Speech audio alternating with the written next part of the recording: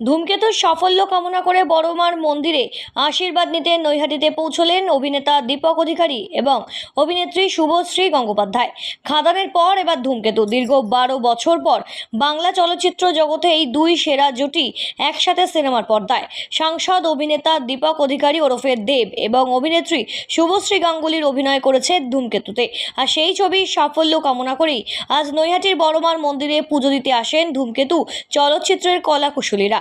এমনকি পরিচালক কৌশিক গাঙ্গুলি তিনিও সামিল হন সেখানে। বড়মার আশীর্বাদ নিয়েই এই ছবির সাফল্য নিয়ে আশাবাদী অভিনেতা দীপক অধিকারী এবং অভিনেত্রী শুভশ্রী গাঙ্গুলি দুজনেই।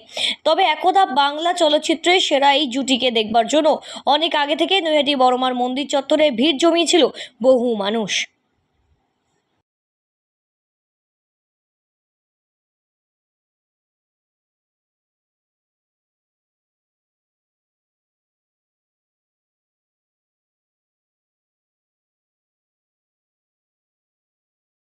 ব্যুরো রিপোর্ট, সঠিক বার্তা।